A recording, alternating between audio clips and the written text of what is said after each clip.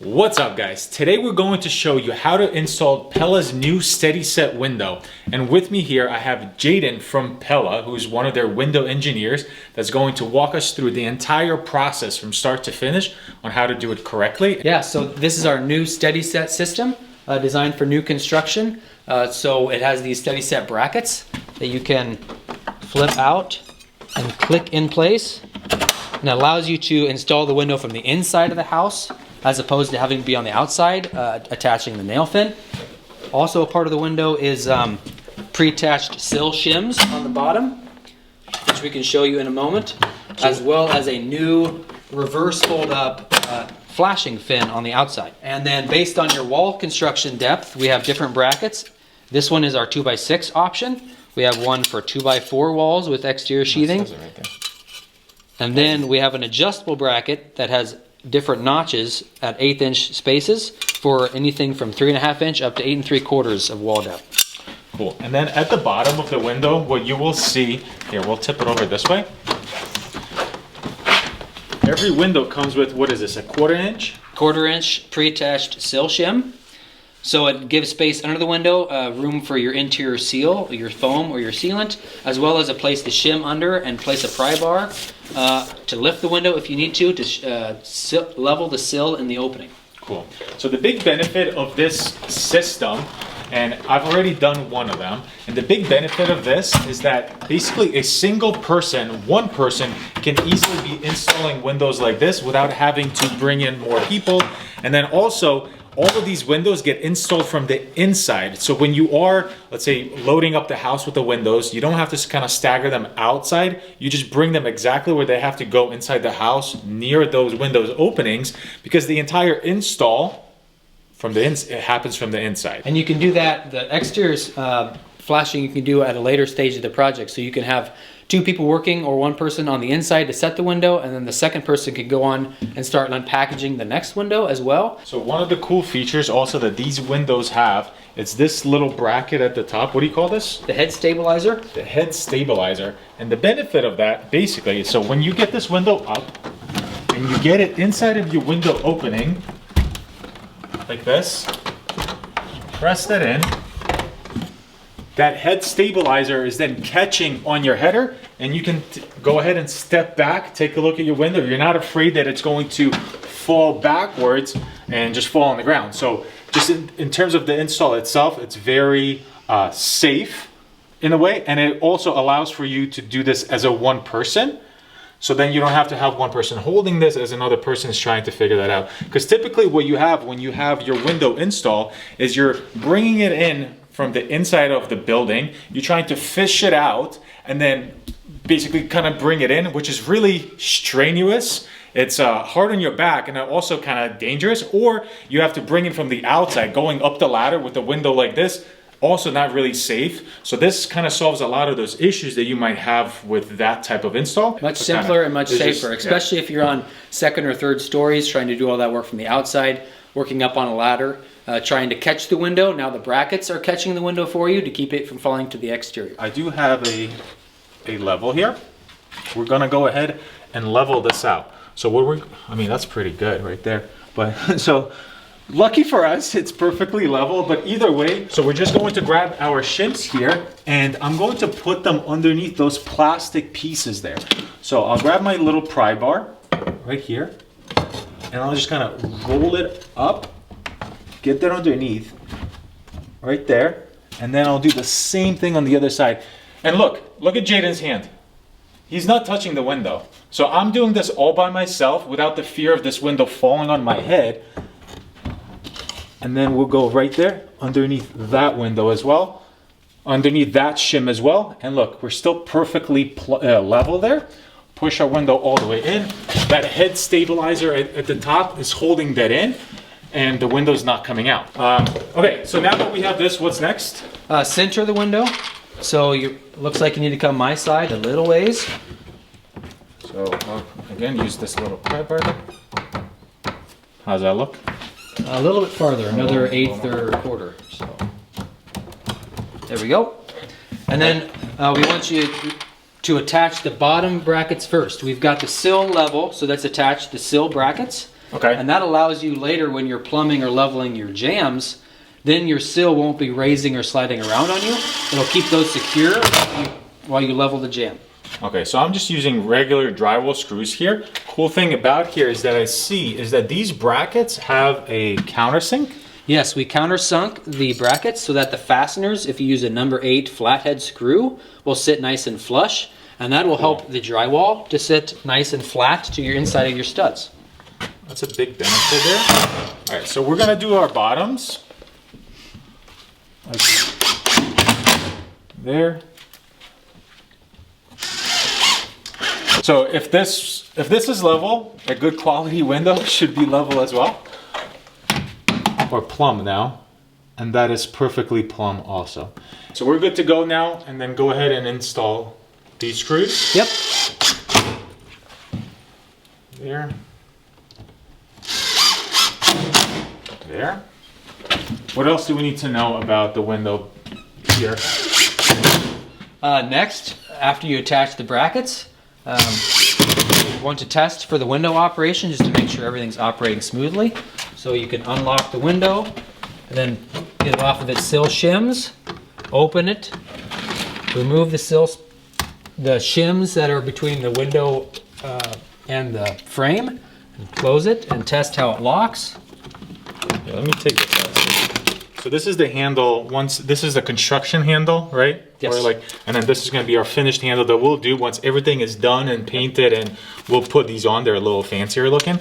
The cool thing about this window, and why my wife really wanted these, and why I wanted these, is it has an integrated darkening blind into it. What do you call it? Yeah, a room darkening shade. Room darkening shade.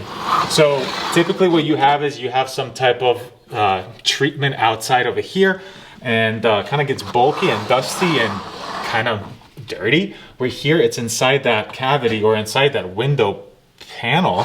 Yeah. And it's just very cool. So this is a triple pane that has exterior dual insulating glass and an interior pane that's also air sealed.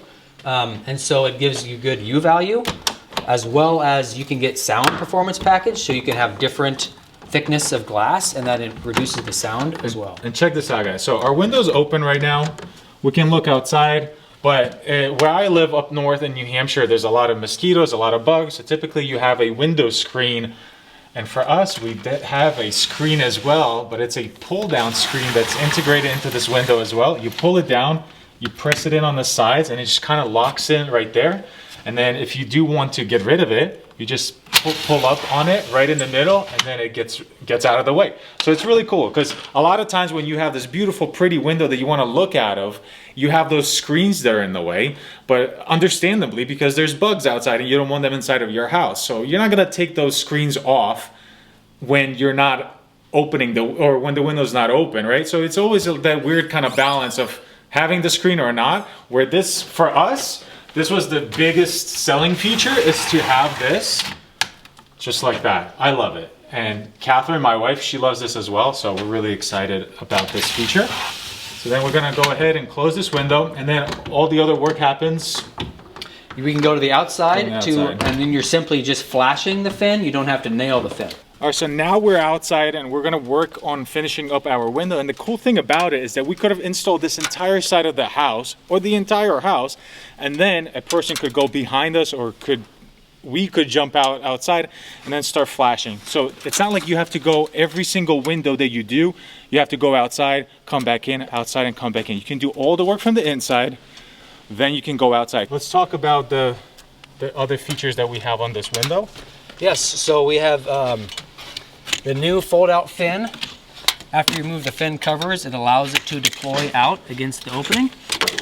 So you remove the fin covers, and then the fin will fold out, and then you're simply just taping this flashing fin to the opening. Note that there's it allows it to flex with the wall as well, so if your wall construction varies a little bit, it has a flexible region where you can stretch the fin and move it, and it flows with the wall, so you can get it taped nice and flat. And then we'll tape the jams and tape the head, and we'll be done. All right, so we always tape the sides first. Correct. And then the top. Yep. So You want to make sure that's in a watershed sequence. we're gonna what, pull up on this corner a little bit. Yep, hold it out against the wall and tape. And you want to go past the corner, correct? 1 inch, about 1 inch beyond the top fin, and then continue at about 1 inch below the bottom fin.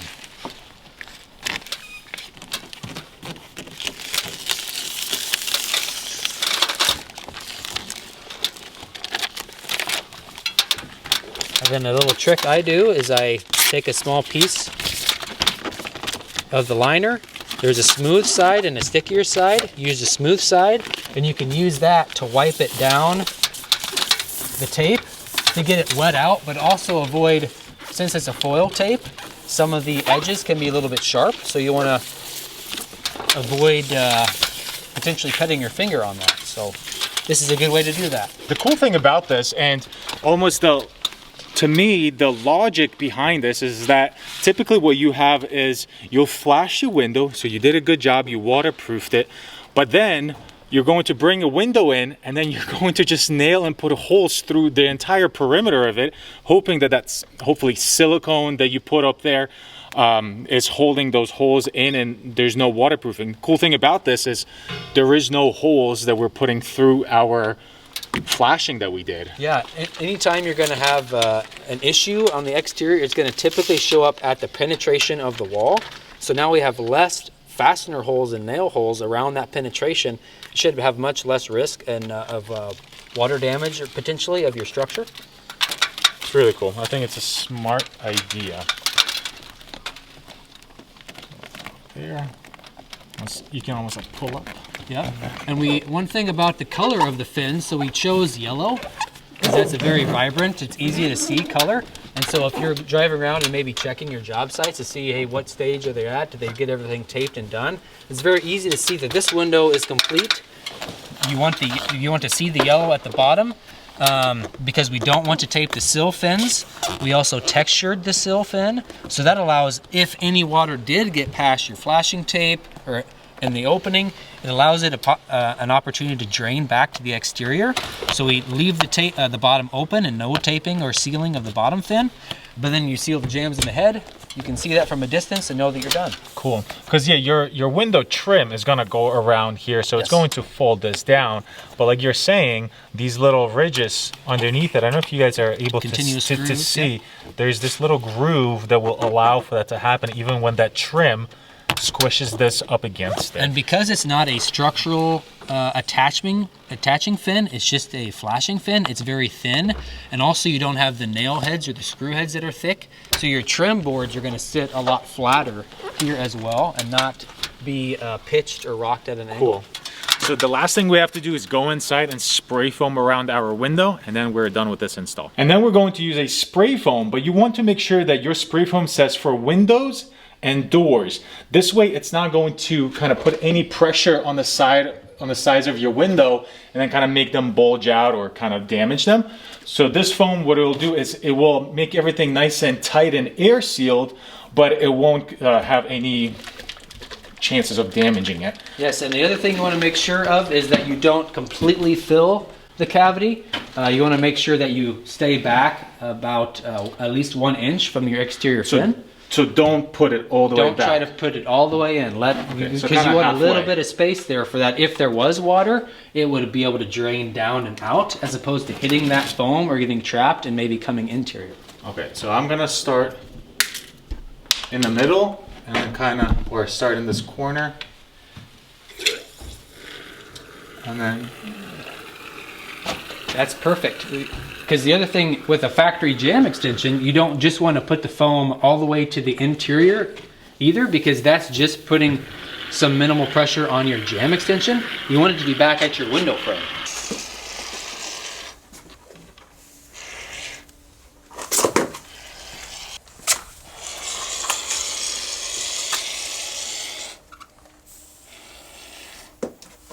That's it. The cool part about it, and that I found almost a surprise, is that this innovation that you guys did with this window comes at no additional cost. Correct.